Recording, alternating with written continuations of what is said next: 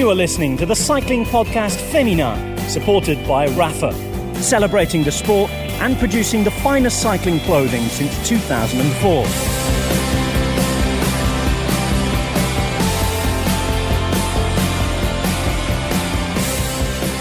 Hello, my name is Richard Moore. I am, as ever, with Orla Chennaoui. Hello, Richard. And, well, we're in a very special place, and we're joined by a special guest this month, Tiffany Cromwell. Hi, thanks for having me. The Canyon-SRAM rider, a resident of Monaco, where we are sitting. Almost. I'm actually on the border, but we can say I'm in Monaco. We're in Monaco. We're in Monaco right now. We're definitely in Monaco now. We are enjoying the Dolce Vita, the warm winter sun. It's beautiful. We're in mid-October and it feels like the height of summer. Summer in UK on like one of those rare blue sky days, right? A lot of building work going on in Monaco. They seem to be rebuilding Monaco. Is that a constant here? We were struggling to get away from the drills and the machinery. I feel like they're always doing something here. They're ripping down buildings, creating new ones. I think we're going to have building out on the sea for quite some time as they're reclaiming land from the sea to extend Monaco and give it some more surface area. Just what we need, more Monaco. Exactly. Never enough in these 2 square kilometres. How long have you lived here now? It'll be 7 years next year. So settled? I am. I feel very settled. You know, I've got a great community here. It's sort of become my home away from home. I spend 10 months a year based down here, and it took some time to find my feet, but now it feels very much like I'm a part of the community. And you have an interesting life here. We're going to talk about that later on in the podcast. So it's a podcast of two halves. We're going to talk a bit about some of the current newsy stuff in part one, and then we're going to talk to Tiffany about her life in cycling, because you've kind of lived through a lot of changes in women's cycling, and you kind of were there at the start of what we might call the modern era. Good. What on earth is that going on out there? There's someone on a... Oh, that's the flyboard. Where? Oh my God. There's someone like walking in the air, walking on water. It's the return of the good Lord. I've actually done that before. Witnessing. It's quite fun. Yeah. I've always wanted to try that though, but it looks harder than it looks. This is it. It looks cool when somebody can do it like that. Well, I don't know if it does look cool. It's a bit odd. We need a photograph of this to prove that it's actually happened. Well, I'm filming it, so I might be able to pick it up for our YouTube. But whenever you see people who can't do it, they basically they get farted into the air and then fall over, don't exactly. they? What's it called? What's the name of it? It's a flyboard, flyboarding. So basically it's attached to the jet ski, and it's the power of the jet ski exhaust of the water that goes through a tube, through the boots, that ejects you up out of the water. Then you can like do the dolphin thing if you YouTube it. It's very cool. Or you can do like flips and stuff like that. But he's obviously doing it on his own, but I've done it when they were controlling the power of the water. Have you got pictures or videos of you doing it? Maybe somewhere, but I'll have to find. It was quite a long time ago. If you do, will you send them? We need to see it. Yeah. Richard, do you think we'd have time for you to give that a go before we have to get our flight back? Definitely. I don't need the equipment. So you're listening to the Flyboarding podcast, sponsored by Rapha. But back to cycling. We're in the off season. And I mean, it's so short. You were telling us you're off to Australia soon, and the racing starts again there pretty early, and you've got some big sort of early season targets, you hope. But how do you reflect on this season? For me personally, I felt like it was a bit flat. Like I had a few highlights throughout the year. You know, I did get the stage win in the Rundfahrt, and the back end of the season was certainly a lot more successful than the start. But I did find took some time to find my feet, and in the team as well. You know, it took a little bit of time before we got success, but that aside, it was still, great year with the Canyon-SRAM racing team. It was always a fantastic group of girls that I get to race with day in, day out. But, as with things, you have your ups and downs, and it's when you have your downs that make you stronger for when it comes back up. And, did some soul searching, I guess you could say, or altitude training, and then, came back stronger. And the season finished earlier than I would have hoped, but in a way it's good because it set me up with, I already feel prepared, refreshed, ready to get back into the season, because as we say, next year is important with the Commonwealth Games in Australia. So the January racing's got to be really important for me. So I'll be targeting to have a strong start of the season. So why did you need that soul searching, Tiffany? What prompted that, and what did that involve? I think it was more a case of, so the start of the season, normally the classics are my favourite races, but I just couldn't seem to find my mojo. Things just weren't coming together how I would have hoped. And then it's like, okay, when you have certain goals, you don't reach those goals, you have to then reflect and question why. and what do we need to change. You know, with the team we had a few injuries and illnesses, so then I was called up to do some extra racing that wasn't planned. So looking back, I didn't get enough of the training blocks in between the race blocks. It was just a really, really, really heavy spring part, and I think it was just a matter of I just need to step back and just have some time to train. And it was that find places that I enjoy. So I went to Colorado for a period after Tour of California, and for me it's always been a happy place. I lived in Colorado when I was racing in the States, and when I've been back since, you know, it's one of those places where it's just, I don't know if it's the thin air or the beautiful scenery, but you just find the joy of cycling again. And it's just about trying to find a way you love the sport, particularly being in it for so long. Like sometimes for me personally, I need those periods to just be away from the racing scene, away maybe from my home life, and just go and ride my bike and get that general fitness, be somewhere that you love, and just being outside. Actually, you featured in our... Alexis Ryan kept a diary for us at the Tour of California. You were her roommate there, and you didn't have a great race. I don't think you didn't finish the race. And you did go off one day and do some monster ride, didn't you? And did you not get lost or something? No, I didn't get lost, but yeah, so California is definitely probably the lowest point of the season. Like, I've always suffered with altitude at the time of being there, but I always reflect really well from altitude. So we went to California first stage, you know, I got dropped on the first climb, which personally, like I knew like I was better than that, and you know, for me it was really hard to take. And then the time cut was really, really short on that day. They said, sorry, you guys are done. So obviously I was like super disappointed, to not only for my own performance but to let down the team and to be there. So then I was like, okay, how do we bounce back from this? I still had to hang around until I was flying out of San Francisco a few days later. So I was like, well, I need to ride my bike. So I decided I'll make the ride from Tahoe back down to Sacramento, which on paper you think, okay, it's all downhill, but actually it isn't, which I also knew because I went the more scenic route, and it was a beautiful, beautiful ride for the first maybe 100K. It was a 230, 240K solo. I started at 6 o'clock in the morning. It was freezing cold, but it was the last 60K or 100K that was block headwind, a straight road, just got slowly busier and hotter. That was some character building moments there, and I think it took me about 7 hours, and you know, I think that's like, I have done some long rides before, but with groups, never by myself, and never that long time-wise solo. Like, it was a long day. By the end, I was definitely, you know, dead from that, but it was one of those kind of adventure rides. You just do it to challenge yourself, to say, yep, all right, let's do this. Good effort is all. Sorry for thinking you got lost. You actually rode that distance deliberately. Yeah. I just assumed you got lost when I heard about it. Crazy if you want to plug coming up, if you want to listen to that Alexis Ryan audio diary, become a friend of the podcast at thecyclingpodcast.com. It's very entertaining, and what really comes across, and a lot of people commented on this, is there's a sort of joy to it. She talks, Alexis, a lot about really enjoying it, enjoying riding her bike, as you were just talking about, enjoying racing. And you were talking, Tiffany, about you can sometimes lose that. And how important is it to have that? And is it something you generally do have, that you sort of do appreciate, that you're lucky to do what you do, which, to be honest, you don't always find among the male riders? Yeah, 100%. I think definitely in the women's peloton, you feel it a bit more than the men's peloton. I think anybody, though, who does this sport, you have to love it to do it, because you do make a lot of sacrifices. It requires a huge amount of dedication, a huge amount of discipline. Like, you have to pack up your life, move other places, spend a lot of time on the road, away from either your partners, your family, your friends, anyone. Like the men's side, okay, they have obviously a lot more lucrative contracts, which makes it a lot easier to just, it becomes more like work for them. For the women, I think, particularly in the early years when there was very, very minimal money within the sport, we did all do it because we love the sport. And, you know, because if you're doing it for pennies, then you want to be doing it because you love it, not because it's your job.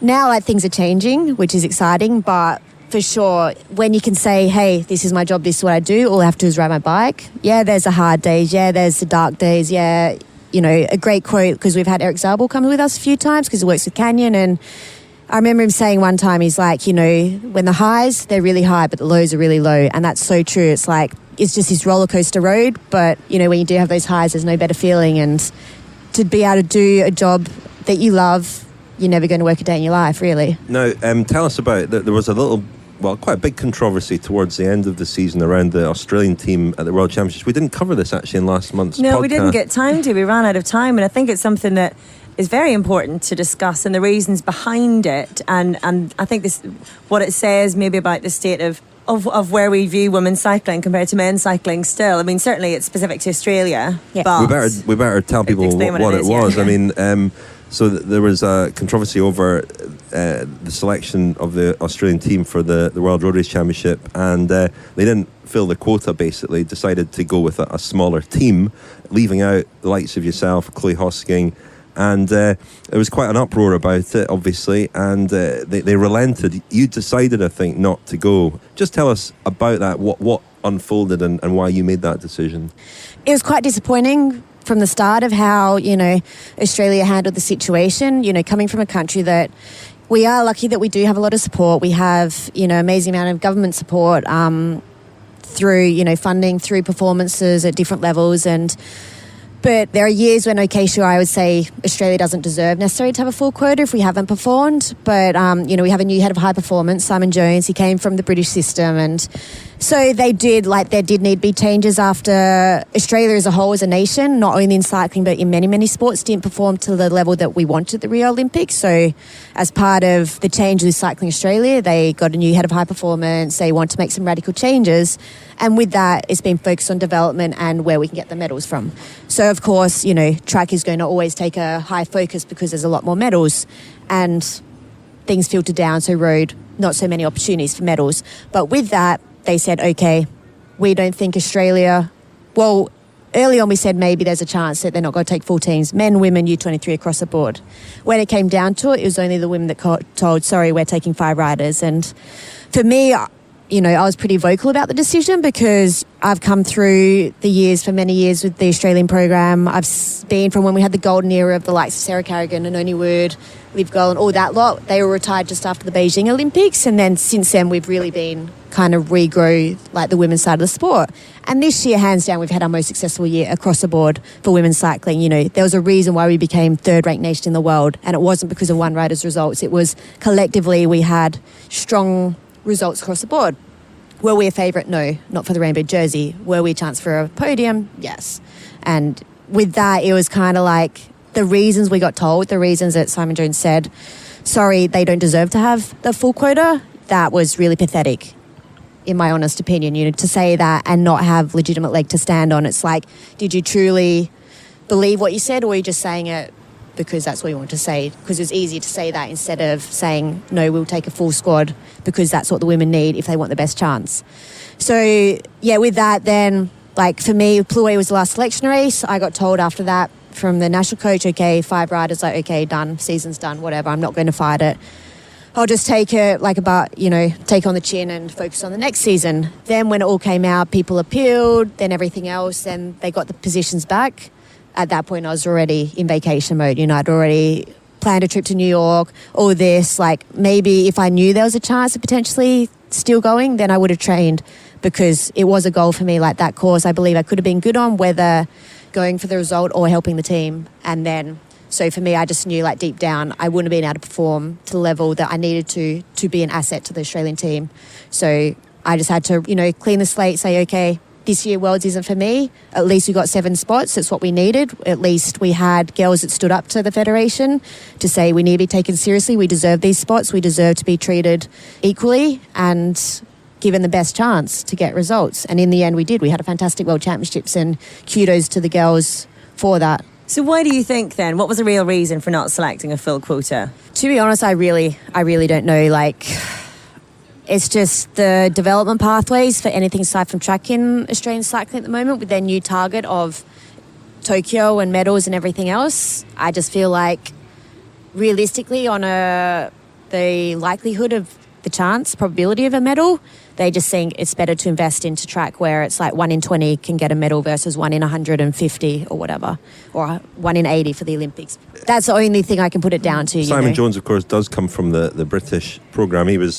He's worked in Australia as well, but he came back and worked with Team Sky for a couple of years, and he was appointed to the top job in Australia. And it does sound very like the British approach 10, 15 years ago, where the resources were concentrated almost entirely on track racing. And the other thing with the British comparison, though, is that, 10, 15 years ago, and we think that it's maybe moved on slightly, but one of the things that has struck me from speaking to Lizzie Deignan this year, and we spoke to her at the launch of her book, was that I've been labouring under the misapprehension, for example, in the British system, that the women's road team is at the very least on a road level given the same support or a similar support level of support to the men's, which has not been the case at all. How does it compare in Australia?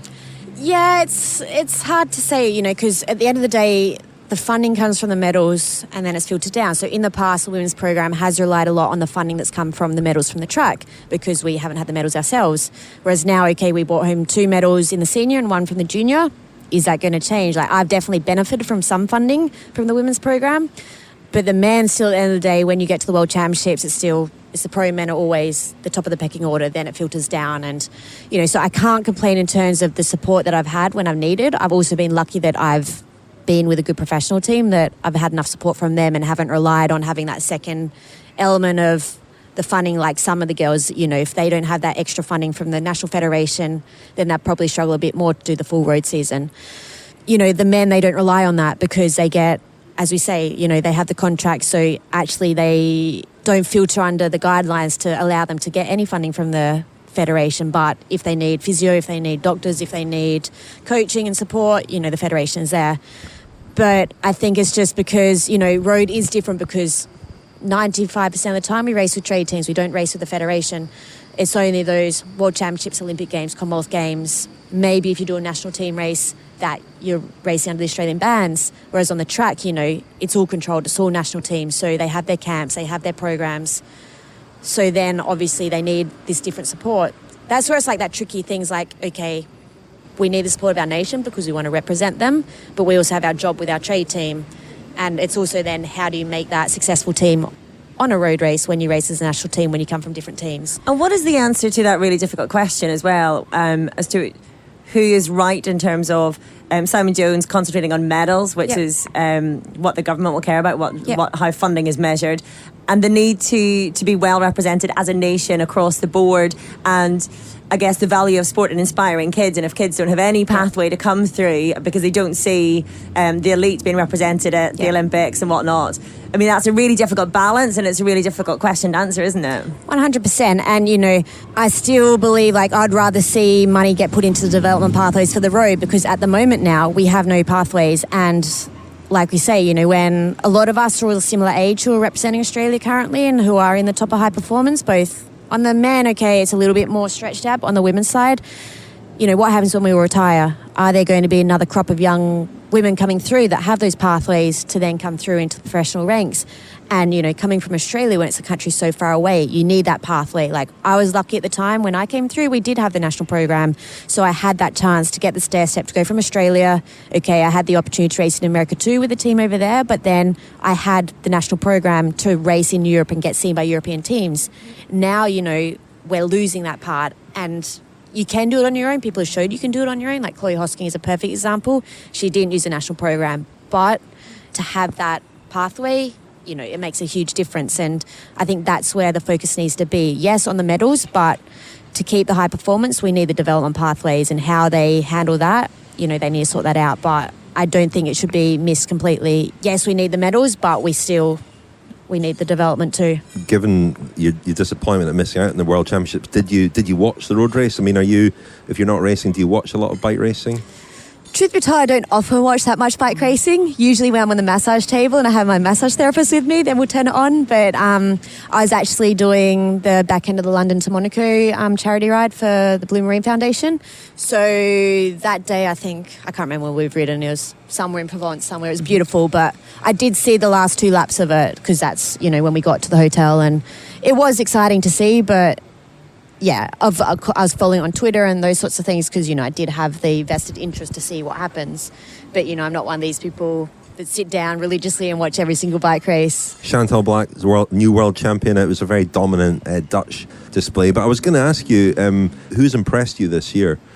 Chantal, I was actually teammates with her a couple of years ago, and I was really happy to see her win the world title. The Dutch were definitely a force to be reckoned with. It was their race to lose, and she's a very, very worthy world champion. When she made that attack, I was like, you never give her an inch, because as soon as she went, I was like, she's won the race. She's that type of rider. She's a strong, powerful rider. I'd say Cassie Niewiadoma, she was a very, very strong rider this year. She lacked maybe having some strength within her team to get her that next level, but we've seen her growing every year, like getting stronger and stronger, and she's becoming a very complete bike rider. And then from the Australian side, I think Sarah Roy, it was great to see her step up. Like she's coming into her prime in terms of race age where you peak for women, but I really like her as a person. I know her as a friend, and I've been teammates with her before, and I know her enthusiasm and love of cycling, and it's exciting to see some of the Aussies step up, and someone like her who I remember 3 years ago she almost didn't have a contract, and it was actually the fact that I was going to go back to Orica at one point, and I didn't go there, that she then got the contract renewed, and then she's just had this upward projectile, and it's great to see from an Australian point of view. The Cycling Podcast Féminin is supported by Science in Sport. Science in Sport, fueled by science. Thank you very much to Science in Sport for sponsoring the Cycling Podcast Féminin. If you want some Science in Sport goodies, go to scienceinsport.com, enter the code CPAUG20 in the checkout, and you'll get 20% off. 20% off. That's very good. Wow. It's been that all year, so I'm not. But it's an excellent deal. And I know lots of listeners have been taking advantage of that, and do go and stock up on your fuel for the winter, because you need to fuel properly in the winter. Secret? I don't know if it's allowed, but I have it in normal life. Is that allowed? What? You have what in normal life? Like does it make you feel sporty? Sport fuel products, gels and things. Stuff. Well, not necessarily gels, because that's gel when you're going down the metro. Like, I went for a gentle swim once and had a protein recovery shake instead of lunch, which is that cheating? No, you did some sport. It explains it's okay. a lot, Orla. It explains a lot. I think now I understand. It's not just energy balls, is it? We've got a terrible energy balls story, haven't we? We do. On this trip. I know. Joe Dombrowski showed an interest in energy balls, so Orla cooked him a batch. And me and my daughter prepared double batch together. Yeah, brought them over and lost them somewhere on the plane. They're rolling around the floor. Well, the thing is, so I packed them really sort of meticulously in a Tupperware with a nice little bit of kitchen roll, nicely presented. And then I took out a smaller Tupperware for me and Richard to have a little snack on the plane. So we wolfed ours down, no problem. And then I couldn't find the one that I brought as the gift. And this morning on the train from Nice to Monaco, I was looking up something on my phone, and I opened up the last Google page that I had on my phone, and the Google page was a search that I put in food in hand luggage on planes to see if I was allowed to bring it. And I wanted to cry. At that point, she began crying. Go back to the moment where I still thought I could deliver on my promise of energy balls. Well, the one consolation is they were very tasty. At least we managed to have good, a Joe. couple. They're the best maybe you can send it to him. Well, I've already promised I will, you see, so now I have to deliver on that. But I added figs this time. That was my little secret. Nice. There we go. Anyway, back to the matter in hand. We'll maybe move on to talk about some of the other developments in women's cycling, notably the new Movistar team with Tiffany, because the landscape is very different now, it seems, to what it was when you first came over to Europe. I mean, well, tell us, even before that, how did you become a bike rider? Yeah, so my story is kind of interesting, I guess you could say. Cycling kind of found me. I came through a talent search program in Australia. So I've always been very, very sporty. Like, believe it or not, I played basketball for 8 years, despite my height. Wow. Yeah.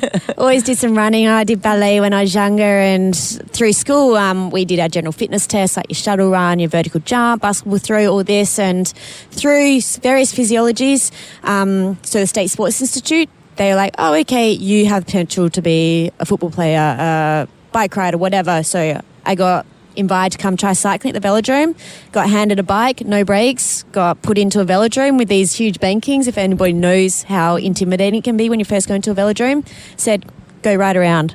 So we did 2 sessions of that, and then got put in the lab for a VO2 max test. And after that, got invited into the program. And with about, I think, 10 or 12 other kids in the same situation. And then from there, we had a year under the Talent ID program, and the rest is history. What age were you then? I was 12. Had you done much riding before then? And had it been part of your childhood much in any way? Only, mucking around on the street or on BMX bikes or whatever, but, never properly. And this whole, when you saw Leica, and back then, cycling wasn't anywhere near as popular as it is now. It's like, what is this, I was used to wearing, baggy clothes and everything else. I'd been a big tomboy through a period of my life as well.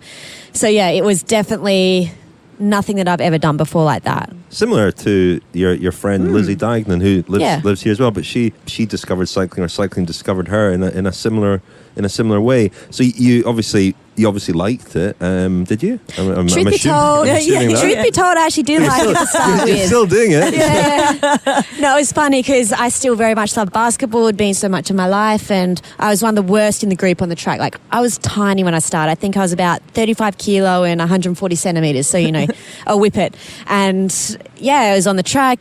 Yeah, I wasn't, but I still did it just because it was something to do.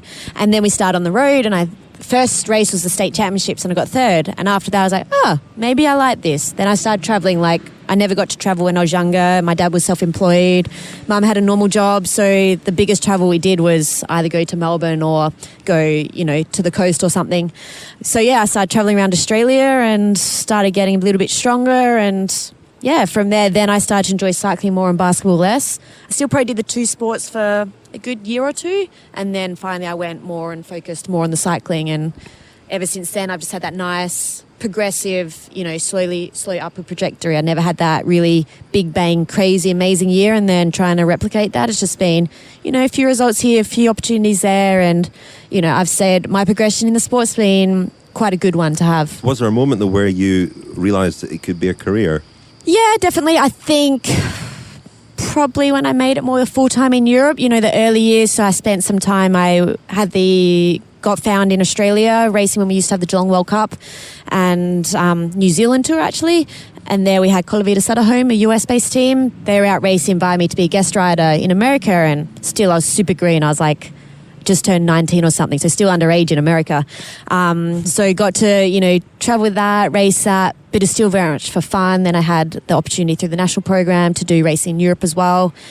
But I guess probably more like 2010 when I started actually getting some money in the bank account, more than just expenses, that I'm like, maybe I can make this into a job. But it still probably won't be until 2012, I'd say, when I first went to Orica. Then it was called Green Edge, where it became more of a job and less of a, okay, this is like a good, fun. Quite recently then, really, you're 29 now, aren't you? So describe what was it like in Europe, before then? What was the scene like? What? Because you've raced for a lot of teams as well. Because 2010 as well is when you moved to Monaco, wasn't it? No, 2010 I was in Girona. 2011 I came to Monaco. But yeah, 2010 was my first full year in Europe after balancing half in the US, half in Europe.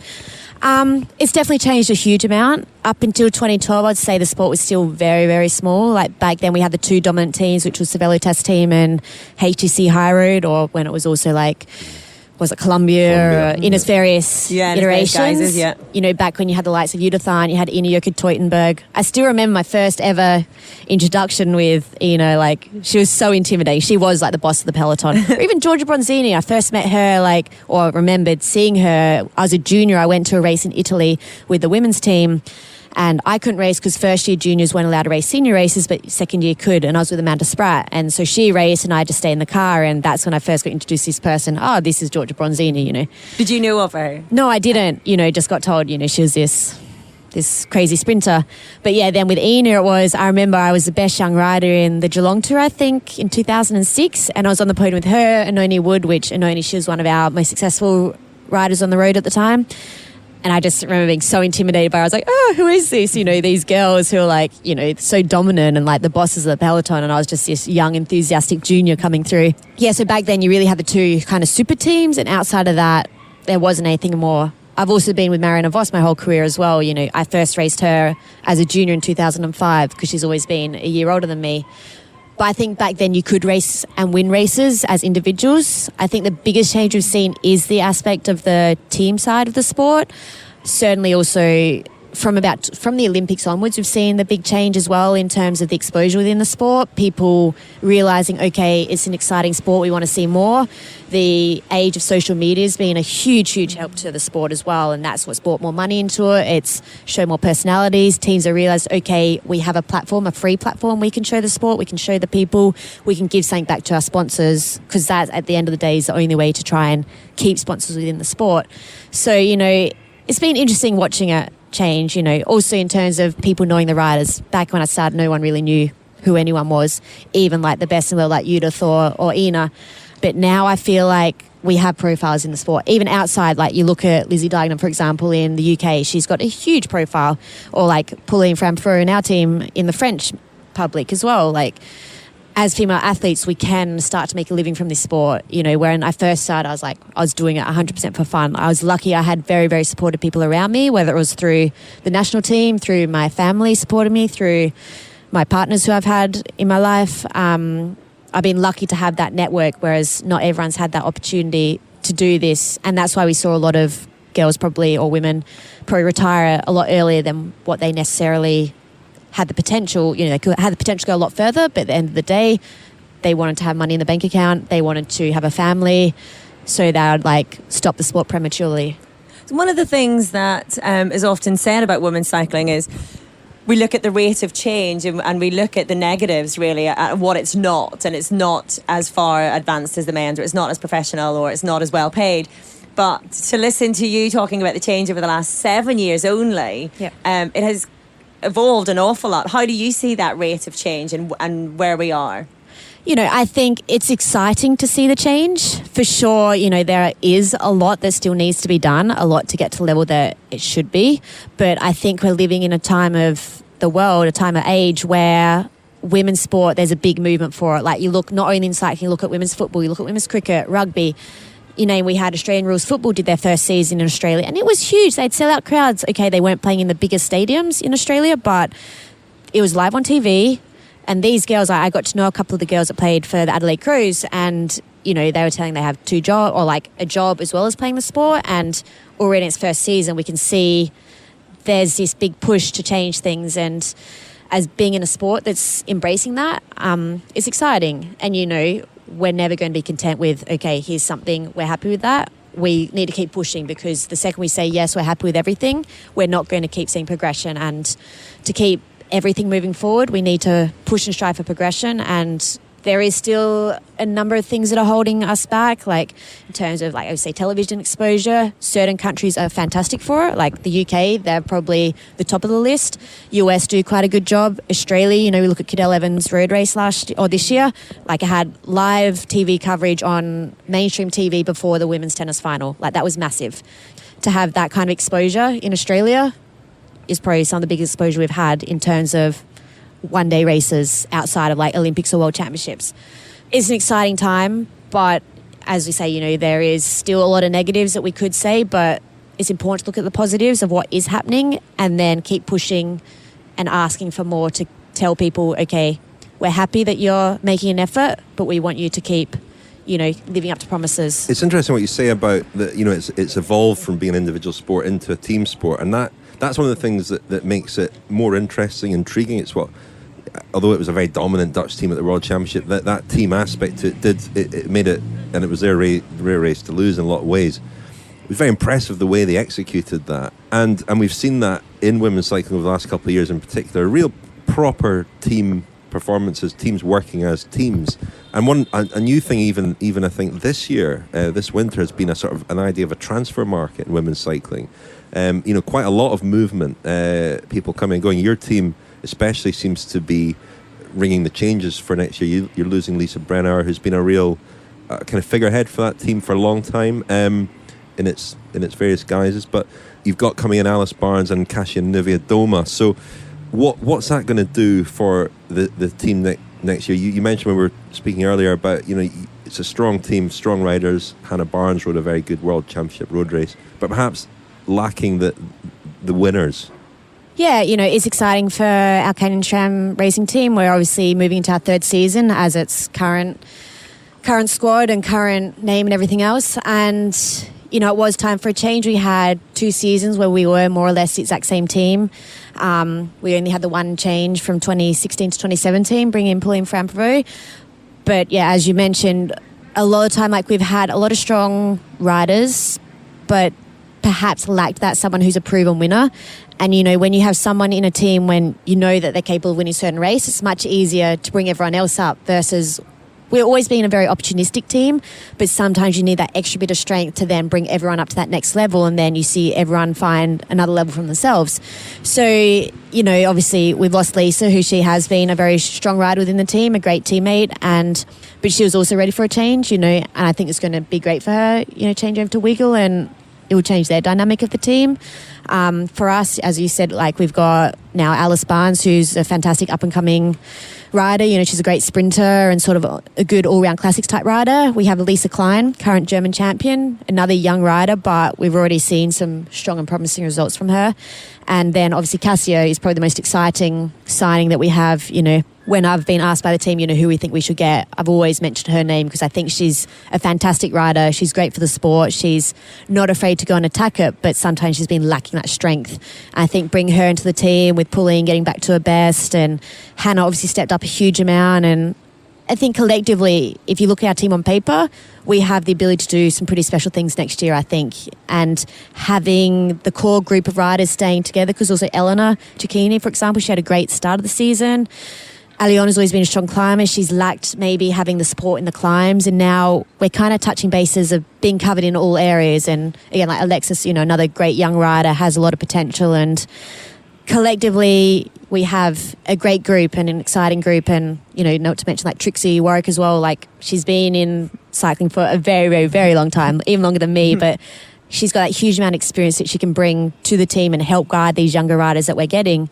And so, you know, I'm excited for what we can do, and I believe like we're going to have a successful year next year, you know, with this bit of fresh approach, because it's what we need within the team, I think. And you said that you felt that Cassia, maybe in Oviedo, didn't have the team strength last year to deliver on her early season promise. Do you think that's something that Canyon-SRAM can help provide for her, and what do you think she can achieve on the team next year? Yeah, I believe 100%. You know, Cassia coming to a team, like, we have a lot of good riders that are good in the classics. We have good riders who can support her in, you know, the Ardennes. I believe she has the potential, you know, to win a lot of the big races. Like, you look at how consistent she was in the Ardennes, and as we've mentioned before, I'm very good friends with Lizzie Deignan, and, you know, she said to me a few times in those races, like, Cassie was the strongest, but, you know, when she's against two bowls riders, it's pretty hard to come up against that to win the bike race. And, you know, if we can go in there and give her, like, even just one rider extra support at the business end, that will make a huge difference when you can match the numbers of, say, the likes of Bowles, or, you know, Sunweb stepped up as a team this year, or really, really strong in, particularly in the classic season. And even Orica, you know, they were quite strong this year. So at the end of the day, it comes to a numbers game, and if we can support someone like Cassia with extra numbers, so then she can play her strength to make that race-winning move instead of trying to break the opposition, you know, I think we'll see her win a lot of bike races. You rode in the past for Orica, Green Edge, as it was. Obviously, there's a male and a female team. How did you enjoy being part of that larger squad? Was there a lot of integration? Did you feel a part of that? And what are your thoughts on, you know, some of the men's teams have women's teams. Movistar will have a women's team next year. We talked about this a bit in the last podcast about, you know, how there's this clamour for, you know, make all men's teams have women's teams. But as the Drops sponsor were pointing out, as Bulls Dolmans were pointing out as well, that would deprive them of an opportunity to have a team competing at the highest level. Yeah, you know, I'm a big supporter of men's teams who want to have women's teams. Like, I think that's great. And, you know, it adds certain elements of support because you can work off of the same sponsors in terms of the exposure. It opens up the audiences and brings a bit of the men's audience to the women. In terms of the equipment and everything else, you know, we've always, like when I was with Orica, we had a lot of, you know, the top equipment. We were never deprived of that. But you can also be a very successful women's team on its own, and we've proved that with the Canyon-SRAM racing team, and Bowles have proved that. And it's all about how you do your marketing and how your sponsors want to treat you. Like, I still don't believe we should force men's teams to have women's teams, because at the end of the day, they're not going to give it the support if they don't want to have it. You know, it's good, the ones that have. Like when I was with Orica, it was great, particularly on the Australian public, because we did have that great exposure, but you can often get overshadowed by the men as well. Like, we didn't have so much to do with them throughout the season. Like, yeah, sure, on a training camp sometimes, or certain races would be together, but a lot of time they were two very individualised programs. Whereas, you know, if you have sponsors that believe in 100% women's program, as we've seen, like with both Canyon-SRAM, have always been so supportive. Rapha as well, you know, like they've obviously moved away from Sky, and now we're their only police world tour team that they have on the books. And you need sponsors that believe in that want to, you know, reach new audiences, and that's the way to successfully grow. And, you know, like some Movistar having your team, that's fantastic for the support. You know, it's great that it will open up the audience in Spain, but I still don't believe every team needs to have a women's team on the side of it. Like, everything has its pros and cons. So there are certainly good things about it, but also cons as well, like, because you're overshadowed quite often by the men if it is you sharing with the men and the women platform. Can I ask what you think, or if you have much of an opinion on the new president, Mr. Lepartian? He, as every campaigning, well, not every campaigning president, but his predecessor certainly, came in as well with a promise for women's cycling. We saw under Lepartian, when he was the president of the French Federation, that a number of the women's races went by the wayside, including in his own territory in Brittany. But he's talking about introducing a minimum wage for the women. I mean, he's already increased the men's minimum wage, so... Yep. He's done that first. Yep. How do you view his promises and his promise as a president for the women's side of the sport? If I'm completely honest, I haven't followed the presidency so much, even though I know that I should because it's very important. Is it important then, though? Well, it's important to know what's going on within the sport, because if they're guiding our sport, we have to believe in what their missions are. As you know, obviously I've been in the sport for quite a long time. Sometimes I have to be a voice for the sport and, speak up for our sport. So if there are times where maybe I have to come across him and have a conversation or go through, we've seen more women's commissions starting to come together to try and give us more of a voice to go to, the governing bodies. Because again, at the end of the day, they control so much of the sport. So if we don't have their support, our sport is still going to get hindered. We can do as much as we want from our side through, as we say, the sponsors, through social media, through everything else. But if we don't have the governing body support, we're not going to get anywhere, do we? So if he's promising these things, that's great. But I will believe it when I see it. Like as we saw with Cookson, he promised so many things, but did he follow through with many of them? A lot of things, no. Certain things, yes, he did good for the sport, but like with all presidents everywhere in the world, they all like to promise things to get the vote. But, what makes a true and good president is when we see the change, when we see the difference. Like if we do see minimum wage introduced, which I think is important, but we also need to be careful with that as well, because we don't want to say here's minimum wage and then suddenly teams can't filter that. Like I'd rather us see, okay, get the level so we have the exposure, so the sponsors have enough backing to give the team the support and the money that they need. So then, yes, we can say, okay, the sport's at a level where we can give them this much money that they can promise. Like everything is in progression. It's like the chicken and the egg. So you think it's important not to impose these things if organically it's not the right time for it to happen, really? 100%. Like, of course, all of us would love to say, yes, I want to get paid minimum this much money, because we all want money in our bank account. We all want to be able to do this professionally. And I think we are slowly but surely getting to that point and seeing more teams that have the right budgets. But at the end of the day, we also don't want the sport to completely fall apart because teams don't have the budget. Like, I still believe with the Women's World Tour, now it's been 2 years and obviously we'll be in our third year next year. The reason World Tour teams should have to be able to operate at a certain level, and I believe we need those kind of minimums. And then with that, I should say, okay, if you're a World Tour team, you need to be able to pay a minimum, but we still need to make sure that teams are getting enough exposure through the UCI by saying to racers, no, if you want to be a World Tour race, you must give live TV or something like this, because it's collectively everything that needs to work together to make things happen, I believe. You are listening to the Cycling Podcast Féminin, supported by Rapha, celebrating the sport and producing the finest cycling clothing since 2004. Thank you very much to Rapha, our main sponsor.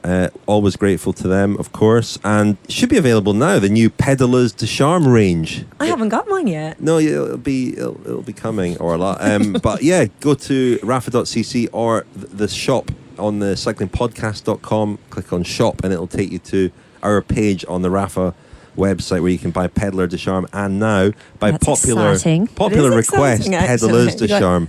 Popular request by me. Actually, this reminds me, and I'd almost forgotten this, but we are going to award a Pedalers de Charme for the year from the women's peloton. So what we're going to do is we're going to do a Twitter poll, a shortlist, and get you to vote. Let's get Tiffany's nomination. Nomination? Who'd be your nominate nomination? me. Pedalers. I should nominate ourselves, really. No.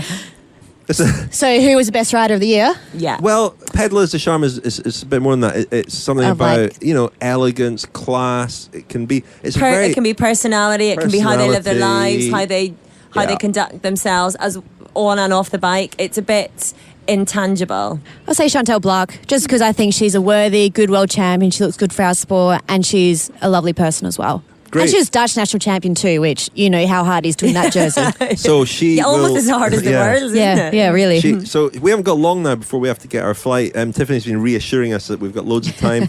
My rule of thumb is never trust a bike rider with that Says sort the of man who almost information. made us miss our flight here. Yeah, true. Anyway, we will have to You'll dash make off it. quite soon. But Tiffany, we just wanted to ask you about life here in Monaco. You've been here for a while now. It's a real hub for cycling. Lizzie Deignan is here.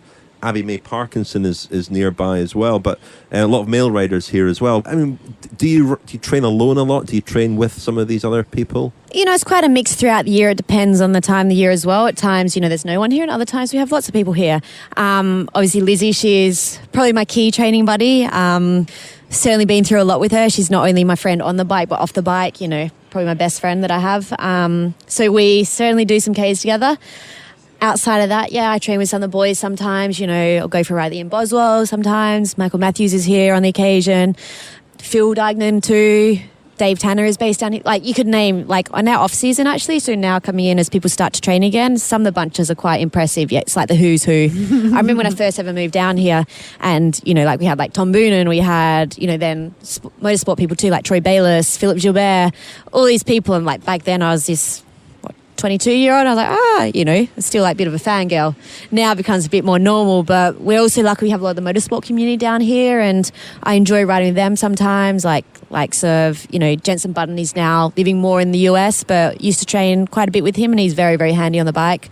Fellow Australian Mark Webber's just moved down here, so, you know, I'm sure we'll find ourselves doing some cycling. Do you ever? I mean, I know that you are quite prolific on Instagram and you'll sometimes post those kinds of pictures, but do you ever look around your training bunch and think, I've made it. This is the life. Yeah, sometimes. You know, when you do think about it and you like to some people, like, these are their absolute heroes, they're like untouchable. Like, I remember in the early years when you first time you go riding with the F1 drivers, because it's funny how, like, all the cyclists are huge fans of the motorsport guys, and all the motorsport guys are huge fans of the cyclists. It's like we all wish we could be in each other's worlds. And there were times like that where it's like, oh, pinch me kind of thing. But what's also great is at the end of the day, there's so much that you can relate to them to. Like, they're all very normal people, but they all understand the pressures of being a top athlete, the pressures of performance. But you can also switch off instead of just being stuck in this cycling bubble. So, you know, before I didn't follow all the various, like, there's actually that many different car categories, you know, that you don't realise, like from rally to F1 to, you know, endurance racing to GT to all this. And before that, I had no idea. Now, because I know the guys, it's like, oh yeah, oh, so you do this one, you do that one, and you follow it more, which is nice because you follow it because you know the people, and then, you know, we'll have a cook up or a barbecue, and yeah, like, we all live the kind of same transient lifestyle. So it can be a Tuesday and we're out, you know, for an evening barbecue, whereas a normal person, no, you can't do that because you have to work the next day. So that's what I love down here, because, you know, when you live the other side of the world, you know, obviously I moved from Australia, it can be a lonely life. You have to learn to create a new life somewhere else, and community is the most important thing. Like, without the community that I have here, like so many of the girls, the guys, everyone, you know, I'd be lost. And, you know, when you have those downtimes, those dark moments, it's them who are here that help you. And, you know, that's probably been the thing that I love most about being here, because people understand that lifestyle. They understand how it is. And, you know, it's a crazy world down here. Okay, we're super sport. Like, as you can see, it's an October day and 20 degrees and clear blue skies. It's beautiful. But the training as well is amazing. Like, you go down the coast, you've got the mountains, you've got the water, we got the airport 25 minutes. For me, it's the perfect place to be based in my career. You've got the airport in 25 minutes. I like that. I like that. If only. Speaking of the airport being 25 minutes away, we are going to have to unfortunately wrap things up. But we haven't even got to chat about your beer. Mention your beer. Yeah, you're involved in the beer. Yeah. Yeah, you know, so we've also started a brand new craft brewery project with myself and some of the other athletes. As you said, like Daniel Ricciardo, Jensen Button, Tor Hushoff, Andreas Mikkelsen, Noah Wiley, an actor. So it's set up. It's in Nice. We have a tap room, but the plan is, you know, we got 4 different brews: an IPA, a session ale, a blonde, and one other that I should know. A craft lager? Yeah, a craft, lager actually. Yeah. We're going to serve it all down the south of France, and, you know, big for like the GP and stuff like that. But it's basically, the hashtag is where I belong, and we're embracing the lifestyle that craft beer lives, the Côte d'Azur lifestyle, the sporting lifestyle. You know, it's about having fun, having a great group of people involved, and creating great beer that people want to drink. So If Drink you like ever, a champ. Now Yeah. you've got me I like it. interested. Next Excellent. time you're in the south of France, you have to ask for a Blue Coast beer. Blue Coast. Yeah. Blue Blue Coast Coast beer. beer, We'll get you a excellent. tin for the train. Yeah, Richard. exactly. Excellent. Well, we better dash Orla because we do have a plane catch. But Tiffany, thank you very much indeed for meeting us and speaking so eloquently about all these different things that are going on in your own life here and life in cycling. It's been really fascinating. It's been So brilliant. Yeah, Pleasure. Thank you very much. Hopefully Thanks we for can having do me it along. again, maybe Yeah, over definitely. a beer. Let's come back exactly. to Monaco, get a Let's Blue do it. Coast beer. Do you do Let's do it. non-alcoholic ones? No, Is there an we can't. option? Is that like a future? No. Probably not, no. If it's Okay. beer, we're going to have alcohol. But there's a blonde, which is quite light. So, Right. the Fine. idea is to have much lighter ones. Okay, let's wrap things up. We're back next month with a sponsorship special, I think, and we'll be with you then, Orla and I. Thank you. Probably in the rain. Thank you, Orla. Thank you very much. Thanks, Tiffany. Thanks. You are listening to the Cycling Podcast Féminin, supported by Rapha, celebrating the sport and producing the finest cycling clothing since 2004.